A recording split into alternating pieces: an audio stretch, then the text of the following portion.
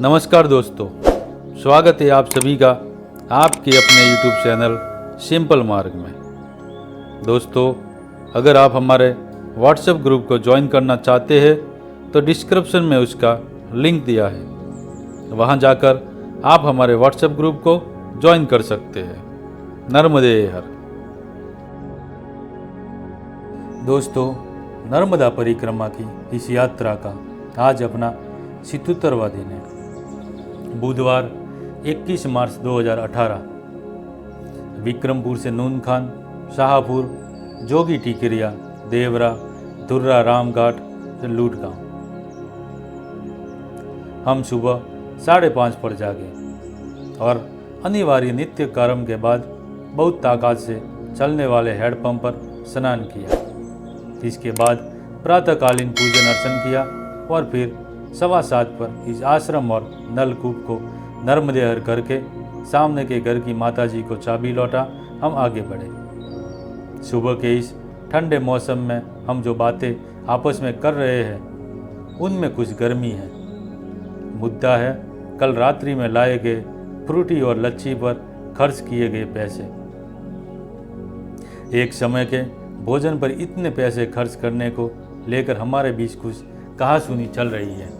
साथ ही पैर भी नीचे सड़क पर चल रहे हैं। मेरा मत है कि परिक्रमावासी के नाते हमारा इस तरह से अत्यधिक पैसे खर्च करना अनुचित है। साथ ही अन्य परिक्रमावासियों, उदाहरण के लिए कल 7 के बाबा जी पर भी इसका गलत मानसिक प्रभाव पड़ सकता है। अतः हमें इस बारे में थोड़ी जागरूकता बरतने की आवश्यकता है।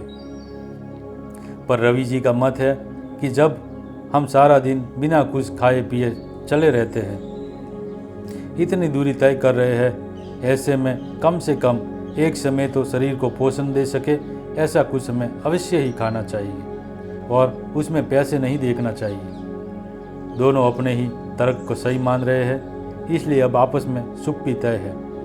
ऐसे ही मौन रहकर हम हमारे तय नियम के अनुसार हर 30 मिनट चलने पर 10 मिनट हेतु रुकते हुए आगे बढ़ते रहे। इस चुप्पी के दौरान भी मैंने एक विराम में बिस्किट खाए, क्योंकि मेरा मत है सुप्पी अपनी जगह और पेट पूजा अपनी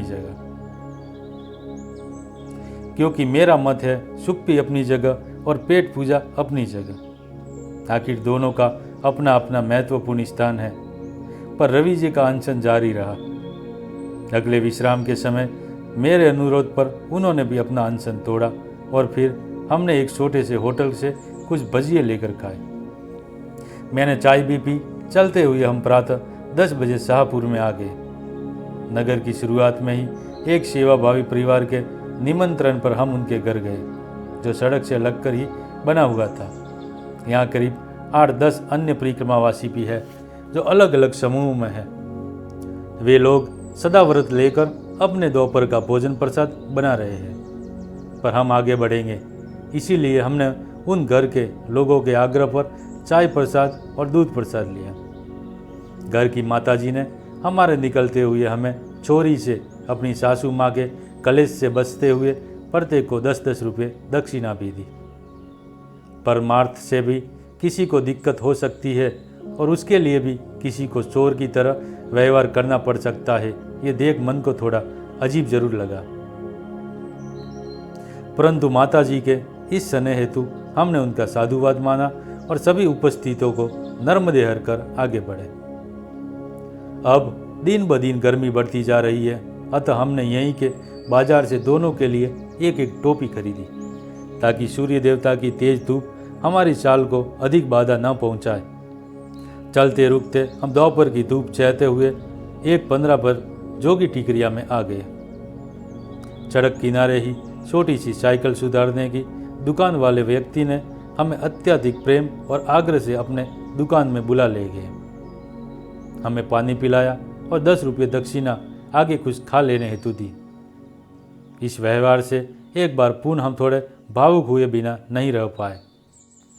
इन्हें नर्मदे हर करके हम आगे बढ़े तो कुछ ही देर में 4-5 छोटे बच्चों का जोर जोर से नर्मदे हर बाबा जी ऐसा आवाज़ लगातार कानों में आता सुनाई दिया।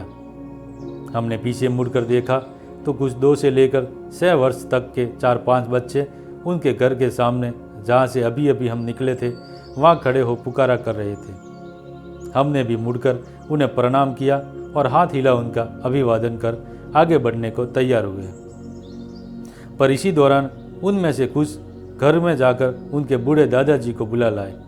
अब उन बुजुर्ग दादाजी ने हमें वापस आने का आग्रह किया और हम पुनः 15-20 कदम पीछे लौट आए। अब तक ये बच्चे भी हमें चाय प्रसाद हेतु चिल्लाकर बुला ही रहे थे, पर हम मान रहे थे कि ये केवल मजाक में ही हमसे कह रहे हैं। पर जब उनके दादाजी ने भी बुलाया तो हमें सच्चाई लगी और इस तरह किसी के निमंत्रण को मना करना उचित न मान हम उनके पास आ गए। पास पहुंचने पर दादाजी ने भी हमें नर्मदे हर कर अभिवादन किया।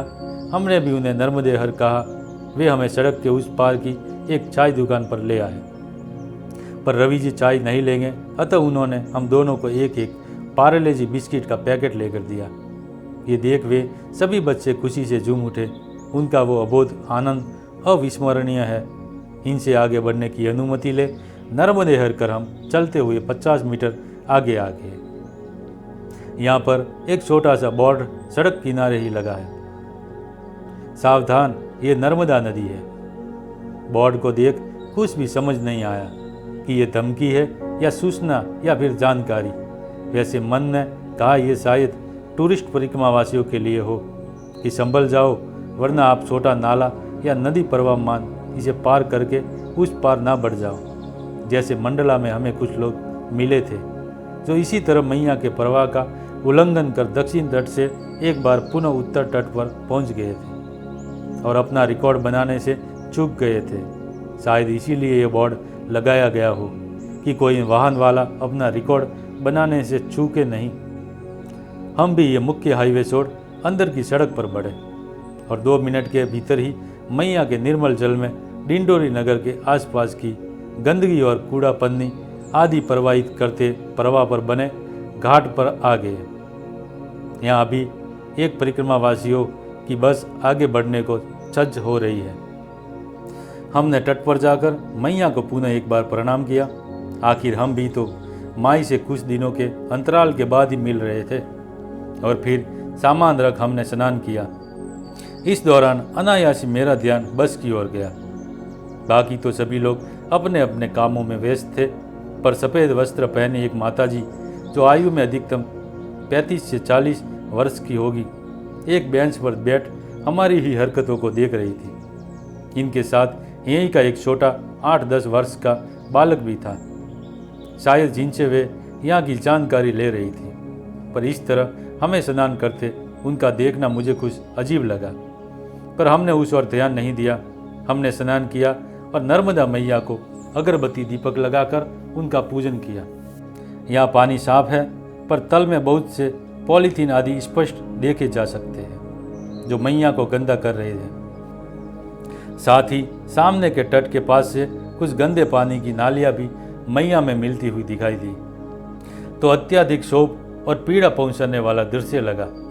यहाँ मैया का पात्र मुश्किल 40-50 फीट चौड़ा है, जो किसी बड़े नाले जैसा ही लग सकता है।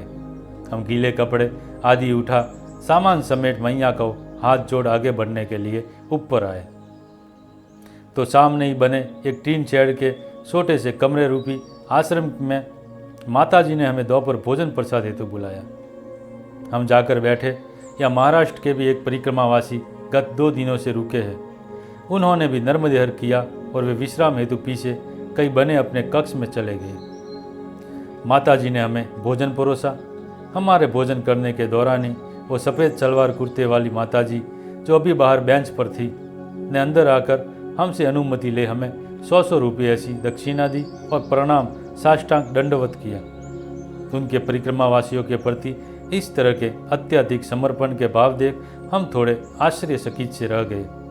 हमने भी हाथ जोड़ और नर्मदे हर कहकर उन माताजी का अभिवादन किया। दोपहर भोजन प्रसाद में हमने रोटी, पूड़ी, आलू, बैगन, टमाटर की सब्जी, काले चने की सब्जी ऐसे पदार्थ पाए। इसके बाद हमारे नोटबुक पर सील और हस्ताक्षर ले हम भोजन परोसने वाली माताजी और उनके पुत्र को नर्मदे हर करके आगे बढ़े। इसी दौरान वो बस भी टूरिस्ट यात्रियों को लेकर आगे बढ़ गई। बस के जाते समय मेरा मन था कि हम उन माताजी का एक बार दर्शन कर पाए, ताकि ये सुनिश्चित किया जा सके कि वो इसी बस से आई हुई यात्री ही थी, कोई और नहीं।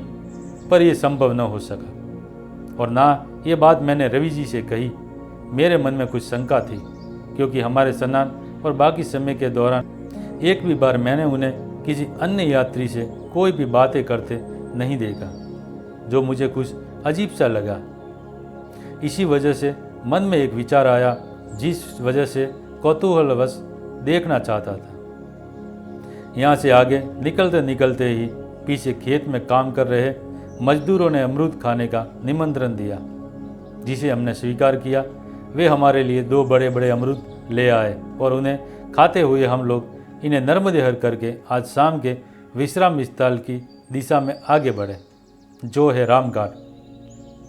अभी दोपहर के लगभग 3 बजे है।